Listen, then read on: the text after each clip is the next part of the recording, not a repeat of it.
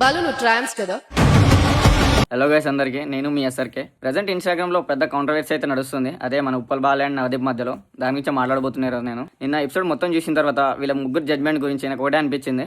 ఈ ముగ్గురు పెద్ద మనుషుల్ని గీడే కొట్టి చంపినోడికి బహుమతి పైసలు 20 లక్షల రూపాయలు. జడ్జ్మెంట్ గురించి పక్కన పెడితే ఉప్పల్ బాల్ విషయంలో వీళ్ళన్న మాటలు ఒకసారి నేను ప్లే చేసే వీడియో చూడండి. ఇప్పుడు మీరు వీడియోస్ చేస్తుంటారు కదా? అవును సార్. అవన్నీ ఎక్కిలి వీడియోసే కదా? ఎక్కిల్ వీడియోస్ అయితే ఏంది బాయ్, అతని వల్ల 10 మంది అవుతురు కదా. స్టార్టింగ్ లో చేసిన కొంచెం వల్గర్ గా చేశాను సార్. నిజంగా నమ్ముతున్నారా మీకు ఫ్యాన్స్ ఉన్నారు వాళ్ళంతా ఇది అని? ఊరికే మిమ్మల్ని ఊరికే చీప్ ఎంటర్టైన్మెంట్ పొందుతున్నారు మీ నుంచి అని నా ఫీలింగ్. ఈ ఫీలింగ్ ఎవరికి కావాలరా? నిజం చెప్పాలంటే నీకంటే ఎక్కువ ఫ్యాన్స్ ఉప్పల్ బాల్కి ఎవరు కావాలి, నేను చూపిస్తా చూడు. ఇప్పటికైనా అర్థమైందని కూడా నవదీప్ ఎవరికి ఎక్కువ ఫ్యాన్స్ ఉన్నారు. బిందు మాధవి అక్కేమంటుందో ఒకసారి బాలు నువ్వు ట్రాన్స్ కదా?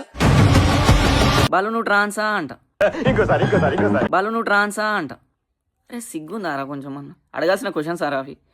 అంత పెద్ద రియాలిటీ షో జరుగుతుంది, కొన్ని లక్షల మంది చూస్తున్నారు షోని, అవే ఆ క్వశ్చన్స్ అడిగేది. అవును బాలు ట్రాన్సే అయితే నువ్వేంది మరి చెక్కనా? అరే నచ్చకపోతే నచ్చలేదని డైరెక్ట్ పంపించండి రా పై. షోకి పిలిచి అంతమంది చూస్తుండగా అవమానించడం అవసరమా? మీరు మీ తొక్కలో జడ్జిమెంట్ కోసం మీరే చెప్తున్నారు కదా డబ్బుల కోసం వల్గర్ గా ఎకిలిగా వీడియోలు చేశాను. సమాజానికి ఏం మెసేజ్ ఇవ్వాలి ఇప్పుడు మిమ్మల్ని పంపితే? మేము సమాజానికి ఏం మెసేజ్ ఇవ్వాలి? అరే నువ్వేం మెసేజ్ ఇచ్చినవురా? 2 ఏళ్ల కింద డ్రగ్స్ కేసులో దొరికినావు. నువ్వేం మెసేజ్ ఇచ్చిన సమాజానికి? డ్రగ్స్ తీసుకోమానా అని చెప్తున్నా. షో మొత్తంలో ఎవడైనా ఎరిపు ఉండంటే ఫస్ట్ నువ్వే. బిగ్ బాస్ అగ్ని పరీక్షలో చేసిన అతి పెద్ద మిస్టేక్ నిన్ను జడ్జిగా పెట్టడం. అరే నువ్వేదో హైకోర్టులో జడ్జిలాగా ఫీల్ అయిపోతున్నాయి అందరా. ఆ జడ్జిమెంట్ ఏంద్రా అసలు?